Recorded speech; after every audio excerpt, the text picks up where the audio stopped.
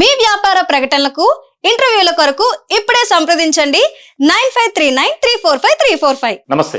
సామాన్యుడి చేతిలో సామాజిక స్థరం నెంబర్ 1 న్యూస్ కి స్వాగతం. నేను రవీంద్ర. తెలంగాణలో కాంగ్రెస్ లో రాజకీయాలు, ఆధిపత్య పోరు, అసంతృప్తి, నిరాశ, నిస్పృహ బాగా ఎక్కువగా కనిపిస్తుంది అనేది బాగా స్పష్టమవుతుంది. దానికి సంబంధించి రాజకీయ వర్గాల్లో కూడా ఆసక్తికరమైనటువంటి చర్చ జరుగుతుంది.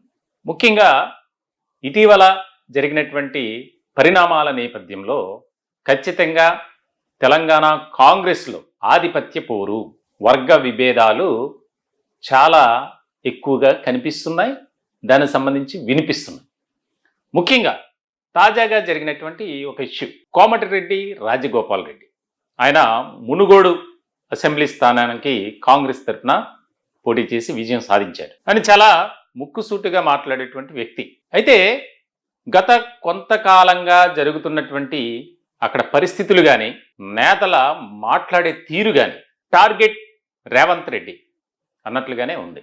ఏదైతే తెలంగాణ రాష్ట్రంలో అధికారానికి దూరంగా ఉన్నటువంటి కాంగ్రెస్ దాదాపుగా బీఆర్ఎస్ అధికారంలో ఉన్నటువంటి సందర్భంలో 10 ఏళ్ల పాటు ఆ ప్రభుత్వం చేపట్టినటువంటి అభివృద్ధి కార్యక్రమాలు కానీ, ప్రవేశపెట్టినటువంటి సంక్షేమ పథకాలకు సంబంధించి అవినీతిని బయటికి తీసేటువంటి క్రమంలో సూపర్ సక్సెస్ అయ్యారు రేవంత్ రెడ్డి. ఇలాంటి క్రమంలోనే ఆయన పాదయాత్ర కానీ, అలాగే రాహుల్ గాంధీని తెలంగాణలో పర్యటించే విధంగా ఆయన తీసుకున్నటువంటి ఒక ఇనిషియేటివ్ ఏదైతే ఉందో దానికి సంబంధించి అసలు ఎవరు ఊహించని విధంగా తెలంగాణలో కాంగ్రెస్ విజయం సాధించింది. విజయం సాధించిన దగ్గర నుంచి దాదాపుగా ముఖ్యమంత్రి ఎంపిక దగ్గర నుంచి రకరకాల చర్చలు, అలాగే అనేక రకాల విమర్శలు, మరికొన్ని ఆరోపణలు. అంటే ఒక వర్గం రేవంత్ రెడ్డిని అంగీకరించట్లా.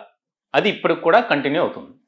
ఏదో ఒక రూపంలో వారి అసంతృప్తిని బయట వెళ్ళగక్కేటువంటి పరిస్థితులు ఎక్కువగా కనిపిస్తున్నాయి. ముఖ్యంగా సీనియర్లు. అంటే ఒక రాజకీయ పార్టీలో సీనియర్లకు అధిష్టానం ఎప్పుడు కూడా హై ప్రయారిటీ ఇస్తుంది, ఏ పార్టీ అయినా సరే. కానీ చాలా దయనీయమైనటువంటి పరిస్థితుల్లోకి కాంగ్రెస్ పార్టీ తెలంగాణలో వెళ్ళినప్పుడు ఆ బాధ్యతను సీనియర్లు ఎవరో కూడా తీసుకోలే. రేవంత్ రెడ్డి అనేక రకాలుగా ఆరోపణలు ఎదుర్కొంటూ, విమర్శలు తట్టుకుంటూ, కేసుల్ని ఎదుర్కొంటూ ఎక్కడ కూడా ఆయన వెనుకడుగు అనేది వేయలేదు. దీనికి సంబంధించి అధిష్టానం దగ్గర ఒక మంచి అభిప్రాయాన్ని ఆయన పొందుకున్నారు. ఇటువంటి సందర్భంలో తాజాగా జరిగినటువంటి పరిణామాలు పక్కన పెడితే ఇప్పుడు మునుగోడు అసెంబ్లీ స్థానానికి సంబంధించి కాంగ్రెస్ పార్టీ నుంచి ఎమ్మెల్యేగా ఉన్న కోమటిరెడ్డి రాజగోపాల్ రెడ్డి ఆయన బహిరంగంగానే రేవంత్ రెడ్డిపై వ్యాఖ్యలు, అలాగే ఆరోపణలు, విమర్శలు చేస్తున్నారు. దీనికి సంబంధించి ముఖ్యంగా ఆయన వేరే పార్టీలో ఉంటే కాంగ్రెస్ పార్టీలోకి ఆహ్వానించింది మీరే, ఖచ్చితంగా మీకు పదవిస్తామని చెప్పింది మీరే, మరి ఈ రోజున నేను కనిపించలేదా? నాకంటే జూనియర్లకు మీరు అవకాశం ఇస్తున్నారు, నేను పదవుల కోసం కాళ్ళు పట్టుకుని బతిమలాడే పరిస్థితుల్లో నేను లేను, నా ఆలోచన విధానం అది కాదు, నేను త్యాగానికి కేర్ ఆఫ్ అడ్రస్, రకరకాలుగా ఆయన గురించి ఉన్నది లేనిది మొత్తం అంతా బహిరంగ సభలోనే మాట్లాడుతున్నాడు. ఇటీవల కాలంలో మునుగోడు అసెంబ్లీ నియోజకవర్గానికి సంబంధించినటువంటి ప్రజలతో నిత్యం మమేకం అవుతున్నారు. ఆయన ఎప్పుడు కూడా ఒక రకమైనటువంటి సేవా కార్యక్రమాలు కానీ, ఆయన సొంత డబ్బులతో నియోజకవర్గాన్ని అభివృద్ధి చేయటం కానీ అవి ఎక్కువగా జరుగుతూ ఉంటాయి. అలాగే మునుగోడుకు సంబంధించింది కూడా. అయితే ఇక్కడ కాంగ్రెస్ హైకమాండ్ భావించేది ముఖ్యంగా ఉమ్మడి నల్గొండ నుంచి 2 ఉన్నారు మంత్రులు. అందులో ఒక ఆయన సోదరుడే కోమటిరెడ్డి వెంకటరెడ్డి, అలాగే ఉత్తమ్ కుమార్ రెడ్డి. ఈ ఇద్దరితో పాటు మరొక వ్యక్తికి మంత్రి పదవి ఇస్తే ఏ రకమైనటువంటి ఆలోచన విధానం, ముఖ్యంగా ఒక రకమైనటువంటి ఇది వెళ్ళిపోతుంది ప్రజల్లోకి, అలాగే పార్టీలో కూడా. దానికి సంబంధించి బడుగు బలహీన వర్గాలకు సంబంధించిన వారికి అధిక ప్రాధాన్యతనిస్తూ వచ్చింది. ఇప్పటికే తెలంగాణ వ్యాప్తంగా ముఖ్యంగా కాంగ్రెస్లో బీసీ నినాదం అనేది ఎక్కువగా వినిపిస్తుంది. ఇలాంటి క్రమంలో దీనికి సంబంధించి ఆయన అసంతృప్తి వ్యక్తం చేయటం వెనుక కేవలం మంత్రి పదవి మాత్రమే కాదు, కొంతమంది సీనియర్లు రేవంత్ రెడ్డిని విభేదిస్తున్నారు. ఆయన ఒక సందర్భంలో 20 ఏళ్ళు పాలమూరు బిడ్డగా నేనే ఈ రాష్ట్రానికి ముఖ్యమంత్రిగా ఉంటాను అని చాలా వివాదాస్పదమైనటువంటి వ్యాఖ్య కింద చూడాలి అది మనం.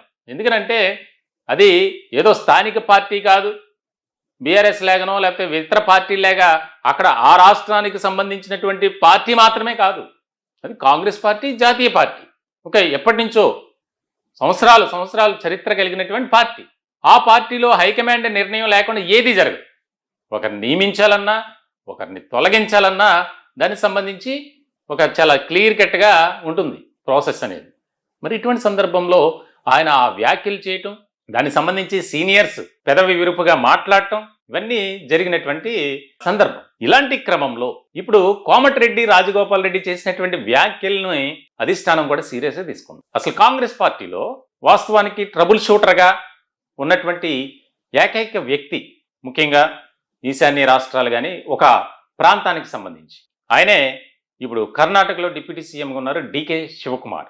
ఆయన ఈయనతో మంతనాలు జరపడం అంటే ఒక కోమటిరెడ్డి రాజగోపాల్ రెడ్డి పార్టీలోంచి బయటికి వెళ్తే పార్టీకి ఏమైనా నష్టం ఉంటుందా అనే పాయింట్ ఇక్కడ రైజ్ అవ్వచ్చు మీకు, కానీ ఖచ్చితంగా ఉంటుంది. ఎందుకనంటే ఈ రకమైనటువంటి విధానం కొనసాగితే, స్టార్ట్ అయితే అది కొనసాగించే ప్రక్రియగా మారిపోతుంది. అనేక మంది క్యూ లైన్ కడతారు. ఎందుకంటే ఇప్పటికే ఎవరైనా సాహసం చేస్తే మనం కూడా అదే బాటలో ప్రయాణం చేయవచ్చు అనేది ఒకటి పెట్టుకున్నారు.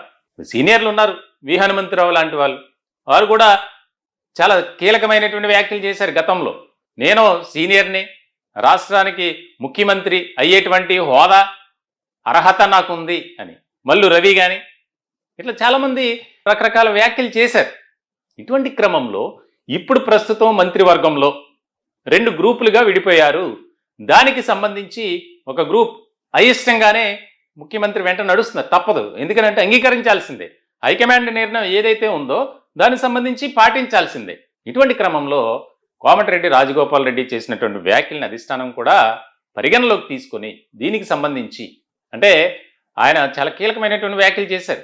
సోషల్ మీడియా జర్నలిస్టులపై ఉక్కుపాదం మోపుతున్నాను, జర్నలిస్టులు అంటే జర్నలిస్టులాగా ఉండాలి, వారిని మీ పక్కన కూర్చోబెట్టుకోవద్దు అని చెప్పి దాని గురించి మాట్లాడినటువంటి సీఎం రేవంత్ రెడ్డికి కూడా కౌంటర్ ఇచ్చారు. ఈ రోజున కాంగ్రెస్ పార్టీ తెలంగాణలో ఈ స్థాయికి వచ్చిందంటే సోషల్ మీడియా జర్నలిస్టులే. అంటే చిన్న చిన్న యూట్యూబ్ ఛానల్ కావచ్చు, చిన్న చిన్న వెబ్ పేపర్స్ కావచ్చు, అది వాస్తవం. ఎందుకనంటే ఏ పెద్ద ఛానల్ కానీ పత్రిక కానీ ఆ పార్టీ గురించో లేకపోతే ఆ పార్టీలో ఉన్నటువంటి క్యాడర్ గురించో వారు చేస్తున్నటువంటి కార్యక్రమాల గురించి పెద్దగా ప్రచారం చేసినటువంటి సందర్భాలు లేవు, ఉండవు కూడా, తక్కువ. ఇటువంటి సందర్భంలో ఆ నియోజకవర్గానికి సంబంధించో లేకపోతే ఆ రాష్ట్రానికి సంబంధించో ఆ పార్టీకి సంబంధించో ఆ నేతకు సంబంధించో ఎక్కువగా ఫోకస్ చేసేది సోషల్ మీడియా జర్నలిస్టులే, అంటే యూట్యూబ్ సంబంధించి. మరి వారిని కూడా కించపరిచే విధంగా రేవంత్ రెడ్డి మాట్లాడారు. అది తప్పు. మీరు గంటల ఉపన్యాసాలు చేయటం కాదు, ప్రజలకు ఏం చేశాం అనేది ముందు చెప్పండి అని చెప్పి రాజగోపాల్ రెడ్డి సూటిగా ప్రశ్నించారు.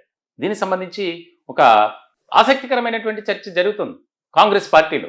ఏమైనా జరగవచ్చు, దీనికి సంబంధించి తీవ్రమైనటువంటి అసంతృప్తి ఉంటే అవసరమైతే ముఖ్యమంత్రిని మార్చే అవకాశాలు ఉన్నాయి. గతంలో కొన్ని రాష్ట్రాల్లో జరిగాయి అలాగే కాంగ్రెస్ పాలన ఉన్నప్పుడు. సో మొత్తానికైతే కోమటిరెడ్డి రాజగోపాల్ రెడ్డి ఆయన ముక్కుసూటిగా వెళ్ళేటువంటి మనిషిగా మంచి పేరుంది.